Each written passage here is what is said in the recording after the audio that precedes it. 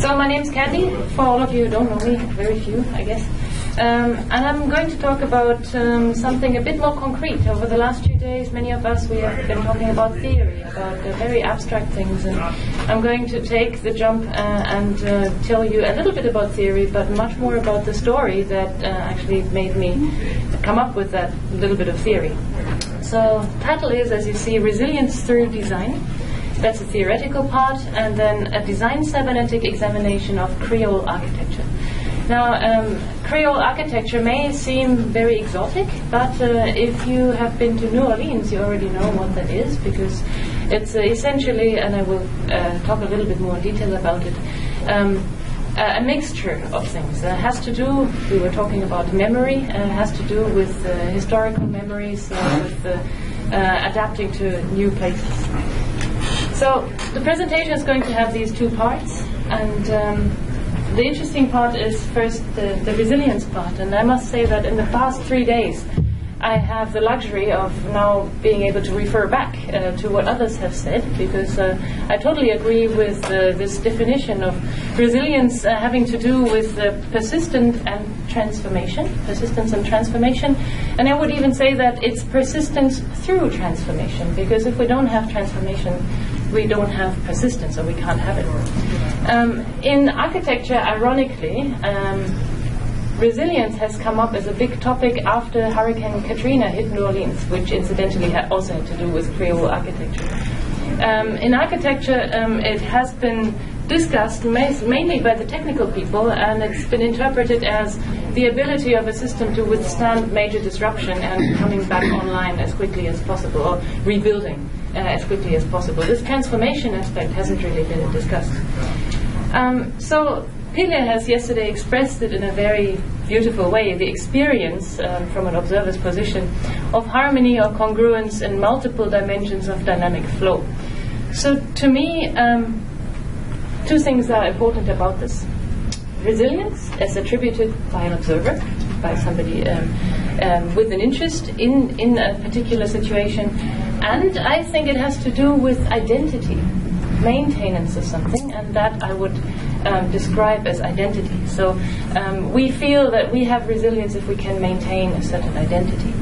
And this provides us with a reassurance. I think we like the word resilience because it gives us reassurance. Yeah? Resilience is great. We can only talk about it as having been there in the past, but we kind of believe that if it has been there in the past, we can extrapolate it. It can be there in the future as well. So I think resilience very often is described, is used as a description for natural systems. I'm not going to talk about those today, but I'm going to focus on my domain, which is architecture and design. So I'm going to talk about man-made systems and processes. And usually what we have here is the attempt to design for resilience. We want to design in a way that makes processes, things, objects, systems more resilient. I want to depart a little bit from this, and I'm going to talk more about resilience through design, to argue that it's this adaptation and transformation, precisely that change, that makes, that generates resilience. So I can now talk a tiny little bit about design cybernetics, which is a cybernetic view on design, and we have heard a lot about it already from Paul yesterday, so I don't have to go into great detail. Important is that we don't talk about design as a description of objects, but we talk about designing as a process. And a lot of my presentation will all be about process. So the design process has been described by famous theoretician Horst Rittel as the creating and the reducing of variety. So the design process always consists of these phases. We can describe them as cycles. We generate options, and then we select from these options. And we do this as long as it takes to come up with something that we can agree on, that we can keep, that we can then settle the process with. This selection process, I think, and this generation process, these are interesting. To look at it and say, so now where is the resilience? Oh, I forgot to say that the generative, to me it's so clear. All right, so this very simple diagram means you start with something usually a question or something. In the generative phase of the design, you brainstorm, you come up with options. Usually you generate variety. In architecture, this is very, very obvious because you're sketching most of the time and you produce these endless papers full of scribbles. And then at some point, you sit down and you look at it. In education, where I'm at, is usually where you sit down with a tutor. The tutor goes, "Oh, that looks interesting," and you thought that looks interesting. So you say, "Well, I like really this," and the tutor says, "I like that," and then you see how you can agree on something. So that's the generation, and then you select. Sometimes you select only one aspect of what you have been thinking about. Sometimes it's several things, but you see actually these phases, the generating and the selection, they come again and again, and this actually should be a big cycle, or it spirals, because it moves in time. What you do here is usually has to do with conversation. You engage with others in order to generate variety. You engage with maybe imagined others in your head. You engage with tutors. You engage with colleagues, with other disciplines, context, anything. So now I put it here, Judy, you see, generating variety, reducing variety. I think the interesting part is not only that, the generating, the conversation, it's also the selection, because during the narrowing down, that is where this consistent string of what I would describe as maintaining identity appears. Yeah? It's how you select depends on your memories. It's how you want to maintain whatever kind of red thread you can identify through your path. So I'm going to go into a little bit more concrete aspect of my presentation.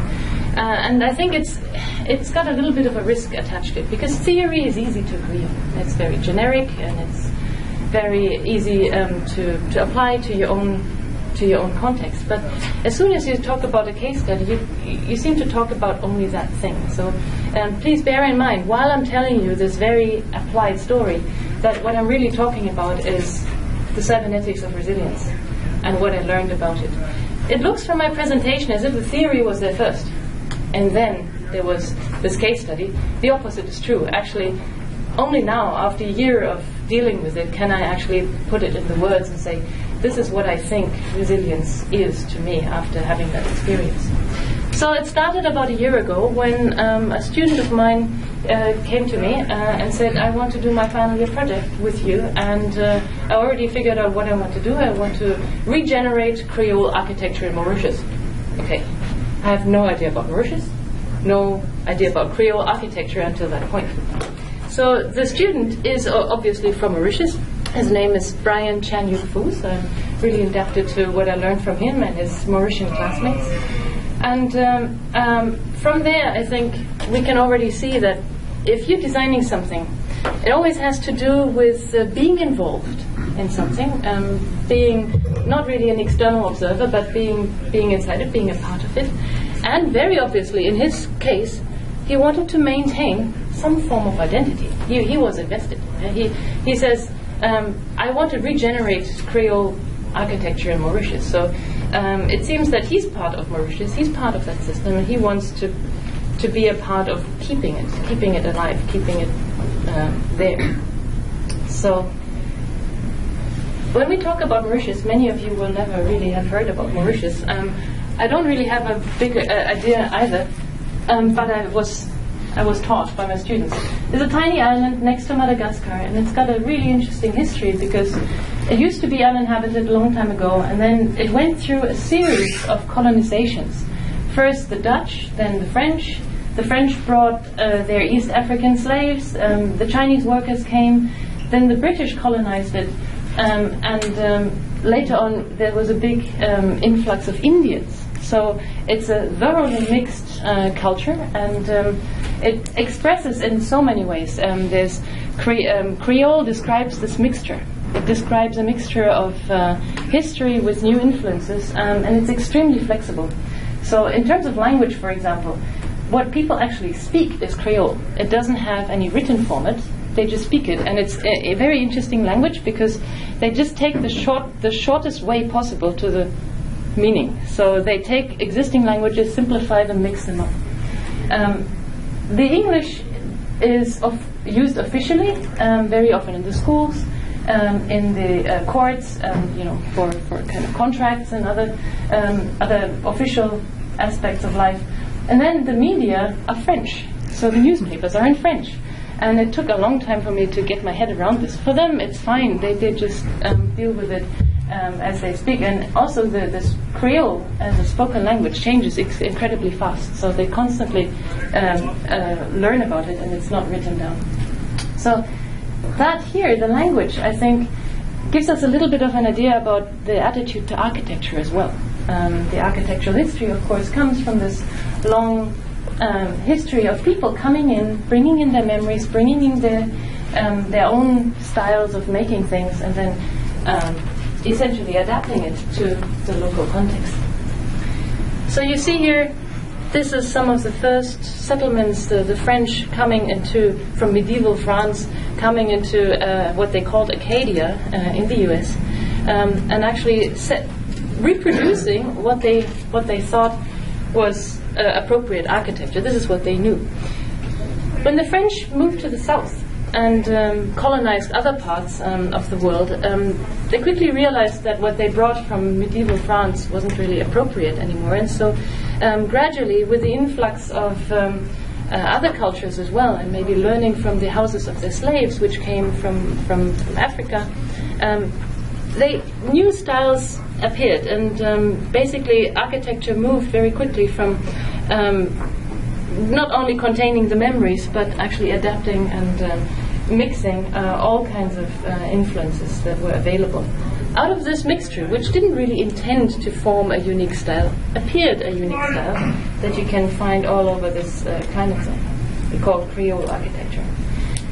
Now what happened with Mauritius? Mauritius today is a kind of a concrete jungle like everywhere else, but this is buildings of convenience, and the materials have changed. We now have glass, we have steel, concrete, and the natural resources have been exhausted, so whatever was there before is there still as a very strong memory, but contemporary Mauritius is changing very fast, and the need for air condition, or the desire for air condition, has changed Mauritius massively. However, people feel this has nothing to do with identity. This has to do with our identity. So these are new buildings trying to recapture the style, trying to bring it back somehow, and trying to attract people, because people find these buildings a lot more attractive because it has this idea of this is where we belong. So when we were trying to develop a new way of looking into Creole architecture, then we found there is no precise definition of Creole architecture. And you will say, well, probably we know why, because in every place it developed slightly differently. It wasn't really a style focusing on specific features, but on these conversations with the context and with memories. And we quickly realized that if we want to do anything with Creole architecture, we have to stop at looking at the shape, at the form, because that's not what defines it. We have to describe it as a process, as a kind of a process of transformation. We have to understand that first, and we have to forget about the shape only. So this is the definition we came up with. Creole architecture can be described as an assimilation of building traditions, so it's very adaptive. Generated from a long history, so that's the identity, of reconciliating historical memories with experimentation and adaptation to specific local context. And this is where we lost the history professor, because the history professor says, I can't believe there's no definition of Creole architecture, and until you don't have a precise definition of Creole architecture, you can't really do it. By the way, it died in 1920. And the students from Mauritius all went, no, it's still there. We are still Creole, right? There's Creole music, Creole food, Creole culture, Creole everything. And how can what we do and what we want to have not be Creole architecture? Yeah?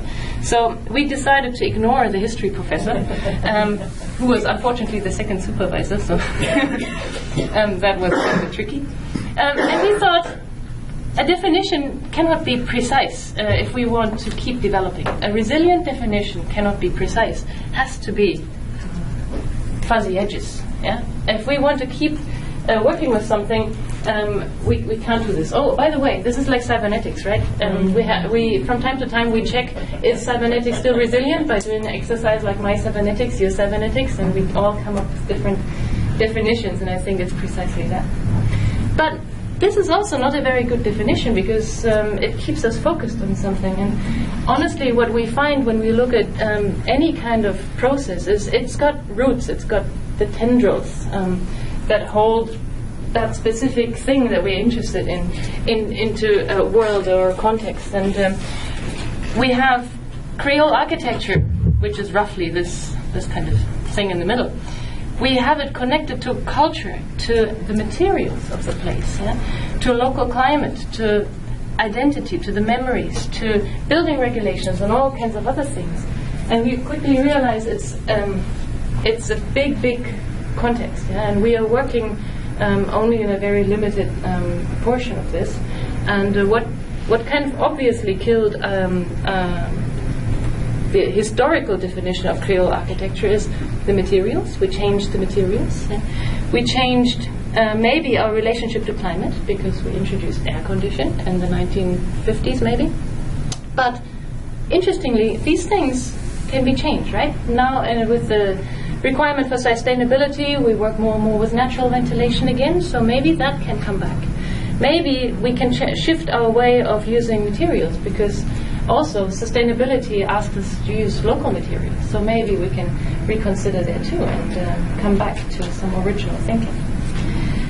So we redefine Creole architecture as a process. Don't worry, you don't need to look at every single picture here. The idea is here to look at a process of adaptation that always says we have a specific kind of adaptation, maybe to climate, to sun, and that generates over a longer process what we call Creole architecture. And the process is not finished. It can go on. Yeah, we can continue to do this. We can continue to say, okay, we introduce some new material. What happens now? How do we continue that line of thought? And so we are not going to copy historical form, which happens most of the time when you say we build Creole architecture. You just take a beautiful Creole building of the past and say, okay, I'm copying the windows, I'm copying the roof, and then I'm going to mix that up again, and there's Creole architecture. So what we're going to do is we're going to re-engage with these conversations. We're going to get back that way of going, okay, we are Creole, we have this history, but now what about earth as a construction material and stone, not timber, because we have exhausted our timber resources. So bringing back the local materials with a focus on sustainability, which is good for everybody. Local climate, climate may have changed, so we looking back into how to live with the climate, not against it. And we look back into the culture, because Creole culture is different from others. They're extremely social, and they prefer different kind of settings and different kinds of, let's say, configurations of rooms in the house, because how people live and how people relate to indoors and outdoor spaces is maybe different from what, for example, I, and from a German background, would expect. So all that, we're going to re-engage with this, but we're still going to keep a little bit of this historical memory, so we're not going to forget it. So here you see some of these diagrams. You don't need to read them. It just shows you reflections on material. How can we use local materials that are underused? For example, sugarcane. Sugarcane is one of the main main crops in Mauritius, and we can actually use what they call bagasse, which is the leftovers. We can use that to make ash for cement, or we can use it in other ways to use it in the buildings. We can use earth, actually, which Mauritius has quite a lot of, and we can make a special form of brick out of it. All these are new, but we can incorporate it in order to come up with new ideas of Mauritian architecture. So here you see reflections on how people actually live, what people actually would like for their rooms, how they relate to the outdoor space, the indoor space. It turns out that this overlap between outdoor and indoor is hugely important for people. And in order to allow us to reduce air conditioning, we have to make these spaces usable, and we have to ventilate them naturally, so we can actually come up with different form languages. So then we thought, oh, we know everything, so we tried it the traditional way. Brian sat down and he came up with sketches, and he was sketching one building, always one building. And we were always thinking like, this is not what we want. We cannot go through this whole process of memory and variability, and we cannot just sketch one building or design one building. That just kind of is like defining it. And we don't want one definition that will kill it. So we went back and we said, okay, now we have to think about flexibility, we have to think about all these factors, and we have to now come up with a way of addressing wind, sun, just one diagram of many, and we have to come up with a variable form language. So yes, we need form, we're in architecture, but maybe we can vary it. So this is what then Brian spent a long time doing, coming up with a language of sections in this case, but actually developing variability of it and trying to figure out what does it allow us to do. And we came up with this huge variety of buildings that all come down to similar shapes. So because these are the architectural technicalities, I don't want to bore you too long, but we did this also at plant. So you actually see that there's now a kind of a language for transformations that takes the old archetype of the typical Creole cottage, and it takes it and varies it in order to adapt to different places and different sites and wind and social functions and so on. So we came up now with a whole series of buildings for prototypical sites. And that's just a plan that looks into how do we configure rooms, how does ventilation work, orientation. And when you make models of it, then it looked like this. So I asked them, don't do one building. Come up with a whole site with buildings, and then we will actually not show it to the history professor, but we will show it to your Mauritian colleagues. Yeah, we will take it to the other students. And interestingly, the other students gave a really good review, saying that, no, I wouldn't buy that one, but I would buy this one. And this one would be great for my parents, right? And then we went through a few weeks of working with them. And interestingly also, they said that, yes, this is kind of new, but it's also recognizably Mauritian. If you add the materials to it, this is fine. You might say, which architect is going to design a large number of buildings like this? Usually, many of these buildings don't even have an architect to design them. Yeah, they're more like designed by the people who live in them. But actually, Mauritius is changing. It's not really designing. Architects don't really design one house anymore. But what we have more and more is big compounds. You know, the developers buying up big parts of land, and what they do there is that they allow people to build their own houses, bring in their own architects, but they give them regulations like this. When you actually look closely at this, maybe some of you who are interested can do this later, has very precise instructions. You know, the roofs can only have this color or this color range. They can only have this kind of inclination. It must be a pitched roof, and so on and so on. Actually, this kind of thinking of we are creating a rule set that already exists. But unfortunately, most of these compounds then say we do Venetian architecture, or we do Rococo architecture, or Miami architecture. You know, all kinds of things that people think are prestigious. So I think what we did in the end can inform one of these. There will be an architect coming up with the rules of big estates like that, like those. So it brings me to the end again with a kind of a summary of my observations, what I learned from this process. So if we talk about man-made systems, I think we cannot really, at least in architecture, talk about returning to something of before. We cannot just say resilience is just simply the reconstruction of something that we had before.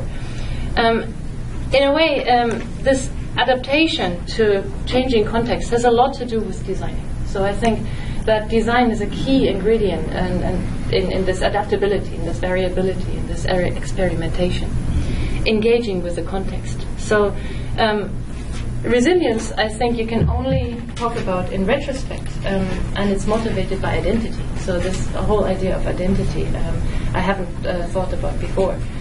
And the idea that clear definitions are actually putting an end to resilience, and that resilient processes must be allowed flux, must be allowed ambiguity. I think it matches with our ideas that we expressed in the last few days of maintaining options, that creating variety, maintaining variety is a key element here. So, interestingly, Brian graduated 2 weeks ago. He went back to Mauritius. He has no interest in being an academic. He also didn't even have an interest in having a particularly good grade. He just wanted to do this. It was important for his identity, I would say. And I have no doubt that he's going to be a successful architect. Whether he's ever going to use those ideas, I don't know. I hope so. But maybe he's going to tell his friends to also go back to China to learn about Creole architecture and to have a little breeding ground there. For me, staying in the university, of course, I learned a lot about this idea of the Creole. I learned a lot about trying to readdress old traditions. So I'm now, in the beginning I thought we cannot revive something that is dead, but then I realized it's not dead. But are we really regenerating Creole architecture? Or maybe, did Creole architecture reach out to China, use us as tutors in order to enhance its resilience and get back the student coming from Mauritius? So, are we really, or are we merely redefining our way of seeing? It's maybe what we just did was just a rediscussion of how we look at the old buildings and reinterpret it. I don't know, but maybe that's precisely what will keep me interested in. Well, thank you.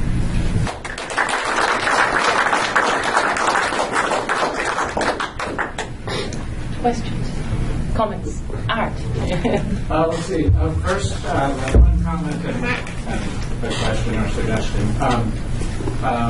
In the realm of spoken languages, Stephen Pinker writes quite a bit about the differences between Creoles and formal languages, and it's very interesting that discussion about what the difference between a Creole and a language is interesting, which is just something I toss out. I don't know if that transfers. No, it would matter. It would matter massively. Yeah, we knew nothing about it.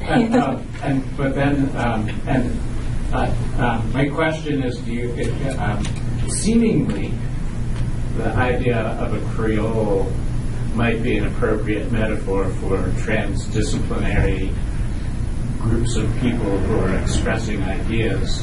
Yeah, I think maybe. Yes, such as cybernetics. and if that's a reliable and all an interesting metaphor, after, I don't know, 50 years, cybernetics seem to be very much in the Creole stage as opposed to in the adoption of a formal I'm not so sure. Well, what that would imply is that we need to re-engage our context much more, because that is where the friction occurs. You know, if you just stay within something where every definition is kind of understood, you have something that is stable. But the Creole is not stable, not at all. It's constantly re-engaging with context. So maybe there's a there's a question there. Sure. Yeah, what's interesting to me about this is that it really suggests that the resilience is a property of the relation between, not of one or the other. It's attributed, exactly. I would agree. Do you think that Creole is different when it becomes conscious of itself? A good question. So the history professor would argue that this is a vernacular, and that it, at the moment you introduce an architect to it, it's different. However, if you see it at a bigger scale, you see that people from Mauritius wanting to do this, I think I have to accept it, because the medium changes, and it's conscious of itself.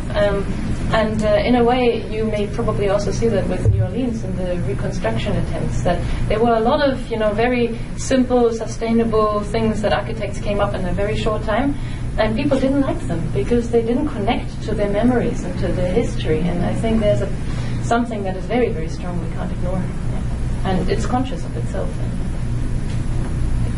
One of the things I really liked in your presentation was how you started to break up the architecture into its polyvalent dimensions, And then you started to think about it in a very systemic way, how one entity can have a conversation with many different dimensions at once. And then it went on to look at it more systematically, where how do we create variations, through these set of constraints and rules. But the part that kind of sparks me then is you showed the slide with all the buildings or variations. If it was a taxonomy and you had presented each one as a photograph on a grid, it would say, okay, so this is a grammar for Creole architecture. Oh, no. But it's a language grammar, whatever term you want to use. But when I see them all together placed in the context of a site, then it starts to spark another question, which is the architecture autonomous in itself of a building type, or what happens when now these buildings start to have other conversations with themselves in the context of a site? Yeah. So suddenly, I think there starts to become, through this investigation now, another question of what kind of conversation happens when they get actually placed in relationship to oneself or something else. There's a time dimension in it, and we didn't have the luxury of working with clients who would have their own opinions about how to deal with this. So, I think in architecture what you can do, especially in education, is you can start this process, but it's a much bigger one. And it's also a bag of fleas, because you only have half a year to come to a point, and then you're supposed to present one building, and we didn't. We presented a whole group of buildings and a language, but that really I think is unpredictable, and you can only create variety, and this is because we're in a group of cyberneticians. If you are happy to create it, then you can probably be sure that one of these things that you generate will be appropriate, but maintaining options instead of reducing them prematurely, I think, would be important. Ville and Lance. One of the points that really caught my attention was that the resilient definition cannot be precise. But that links to your question. And I would ask, can take it back one step, and can spontaneity ever be self-conscious? And we would say no. But if you think about your diagram of the design, where you expand and contract, expand and contract, no human living is ever only in the contractions phase of becoming precise, which is useful for some activities for a period, maybe executing that thing. But then to be able to generate variety, we have to become again spontaneous, which means we have to have those fuzzy edges again. So we have to lose precision in order to be resilient or adaptive. Or take a new meaning to the word precise. Yes. It doesn't mean specifics, but means what we want. Clarity, something more to do with the clarity. More dynamic description of yes. But it would help to see the balance. I mean, I'm from China, we like to see things in balance. It has to be an interplay. An interplay, yes. But at different time scales. At different time scales, depending on the situation. Even in moment to moment, you find yourself doing those. But then in the mega project, you have to be able to be precise. Any model is a simplification, so we can talk about it. And of course, it's never precise. That's the sense of actually getting what we want. There was Lance, and I think others too. Yeah, my question was, which may be a silly question. So, have any of these homes actually been built? Oh, no, not yet. Because it seems that what you've demonstrated is the resilience of yourself and your students, and your way of thinking, coming up against the non-resilience of the local ordinance code in terms of what the slope of the house has to be and so on and so forth. Because it's not the ordinance code. This is given by the contractors, actually. This is given by the... no, not the contractors, the developers. This is a design decision to come up with a system that says all these houses are going to look quite similar. They're going to maintain one identity. So it's an economic consideration. They're just concerned about costs. No, actually they're concerned about it looking good, so that people will come there and build their architecture. They're seen as high quality because it's a collective identity. So it's an aesthetics. Yeah, but the aesthetics translates to money. Yes. A couple of comments. As you started talking about Creole architecture as a process rather than a product, it reminded me of the contrast I'd read about between Western cathedrals, which would take 40 years to build and last for centuries, versus Japanese Shinto temples, where I believe there are temples they will tear down every 20 years, Shrine of Ise, and what is retained is not the product but the process. The process of building the temple is what persists, not the product. And I can add to this, because for precisely that building, the very famous Shrine of Ise in Japan, the UNESCO didn't want to give their World Heritage status because the definition of authenticity is not there, because the material changes every 20 years. And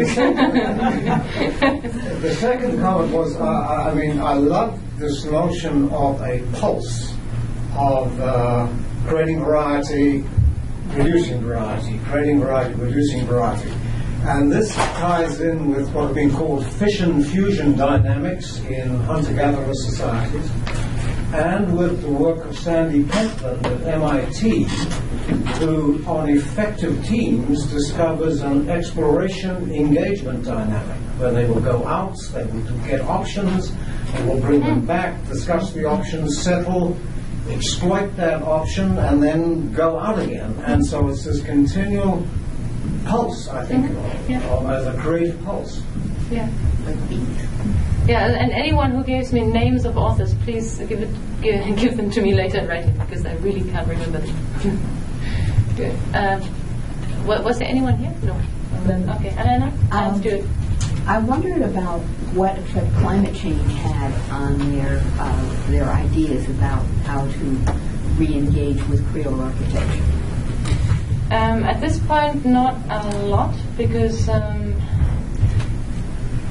I think Mauritius is aware of the sea level rising, but they are not aware of other things except for maybe the general need to be more sustainable, and that comes from the government. So sustainability then translates to energy, embodied carbon dioxide or other things. But these are very abstract, so they come through the materials usually. Yeah, what can you use, what can you not use, and then there's taxes.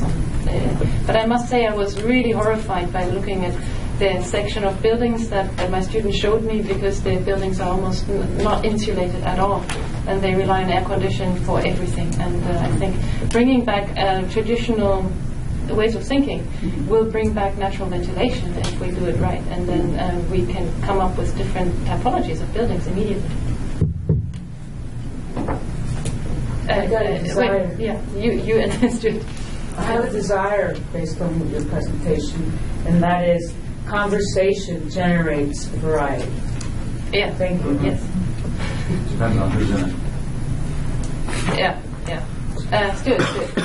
Which is all okay. I like this idea of setting rules for the conversation of slopes of roofs and materials and so forth. When I travel around, it's very obvious that there are some places where anything goes. You can put up any design, any construction, and so forth. And then there are some places, usually by a developer, where all the buildings are identical, with the same floor plan, same materials. And then you have places, I would say Austria as an example, where different states within Austria have a common design, so that Bergenrod is different from Herten, which is different from Salzburg, and so forth. And there's a certain uniformity with great variety within that, and it's very pleasing. So how common is it that people sit down and say, okay, we're going to write some rules of the variety that we want to forbid or encourage, and so forth? Because it seems to me like it's a fairly simple thing to do that produces a much more attractive setting. Is that common? Is that a new idea? It's common, especially in places where the buildings are very close to each other. It's more uncommon in places where the buildings have a kind of a distance from each other. So I'm very familiar with it from Europe, where we have these townhouses, and the contrast will be immediately evident. So actually, it's more like synchronizing with others. So when you're building, for example, in a gap between two buildings in Germany that you will have to maintain, all the lines, the window lines, the window sills, the roof lines, and you will have to, if they're different between the two buildings, then very interesting things appear. That's you know that's how a culture agrees on what they want to have. And if you're in a very individualist culture where everybody says I want to do whatever I want to do on my piece of land, then that's different. Then variety is valued in a different way. Yeah, John. Let me just comment on that. In Christchurch, so many of our buildings were destroyed in the central business district. There was a lot of discussion around coming up with a style, so that the city would have a certain style in its reconstruction. And there were too many voices because perhaps we're both egalitarian and individualistic, meaning that we ended up with whatever anybody wants to do, which for me and some isn't as pleasing as it would have been. There'd been some style with variety. An example in this country is Santa Fe, which has an Adobe style and a Federalist style. They allow both, but they're very strict on things like color. There's a palette of brown. Michael, maybe you could add to that. Since I got called upon. The other example is gated communities in Florida, Texas, Arizona, and California. And South Carolina. Yeah. Baltimore. Yeah, where in general, the first thing that happens is the developer who develops the community does all the things Candy was talking about. And then it gets really interesting when the homeowners take over. Because the rules change. There's still rules. But now you have sort of the reflection of, we've had to live with what this person who doesn't live here decided for us. Mm-hmm. And we're going to tweak it. That's right. Or in other situations, we can no longer live here because they didn't include us in the variety of the conversation. As Paul was saying, it depends on who's involved. So conversation generates variety under certain circumstances, maybe, and who knows what they are, but including participation by all. Well, I think in the example that I was talking about, the good thing is that the student came from Mauritius, and it was very evident that his identity was kind of native and wasn't coming, from me, for example. I would have felt very uncomfortable to design something for a very different place and saying that this is how you deal with it. But especially in the conversations we had among the Mauritian students, I think I could see that there's some form of agreement on what this identity is, this cultural identity. Yeah, there's variety to it, but it's not just a style. But it's also interesting that the history professor decided not to continue to be a part of the conversation, which is quite sad. Well, but history is not really about conversation, I guess. It's about maybe it means attaching labels to past conversation. Exactly. Yeah, that's what it's been. Yes, please. Exactly. How did it happen that a contingent of Mauritian students landed in China for in your project? We are actually Sino-British University. We're independent, but we teach according to the University of Liverpool's curriculum, and we give out British accredited degrees. And they are a British colony. They need the accreditation to work in a British system. So there you go. It's a big world. Yeah. And they're very interesting students, yeah.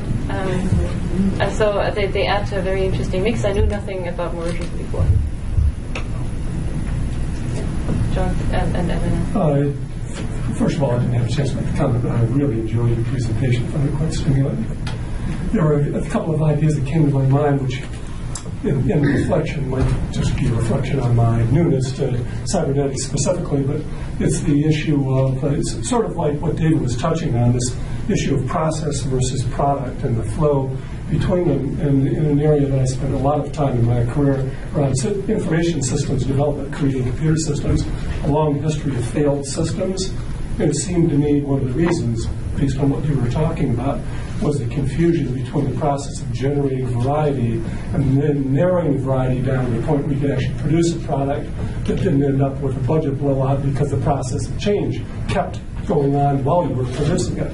And the other side of the failure, not enough process for variety generation to find out what the user really wanted in producing a product too soon, and it didn't produce what they really wanted. And this flow of knowing when to stop or slow one process down so that you can narrow down to produce something within the world that we live in, which is time-bound and resource-bound. That's right. They only knew what they wanted when they saw what they got. Correct. Like life, right? And so you had to keep iterating enough till you got to that point. But then you had to stop. How about Helena? And then we really need a coffee break, and then we need to have David's presentation, which is probably going to be a lot more precise and ordered than what I'm talking about. I wanted to ask about the flexibility or the slack in the system. In Toronto, we're having some fights about retroactively demanding that areas that were developed have sidewalks rather than simply having the curb and everybody's supposed to drive everywhere or walk in the street. And there's been some real kind of angst around this idea that you can come in afterwards, sometimes decades afterwards, and say, you know, it's not okay not to have sidewalks. Is there a conscious way in the design process other than the general flexibility to allow for future changes to be incorporated? We do this as best as we can usually, but you know, the future keeps changing all the time, and it's really interesting. There's whole books in architecture about the past. Future. Yeah, because the future that we saw directly, for example, in Europe after the Second World War was a very different one than that we have now. Some cities got reconstructed precisely to be modern to accommodate for all the cars, and then we realized, oh my God, we don't really want that. But you never really know this, so we try our best, but I think there's a problem with this. Yeah. All right. Thank you.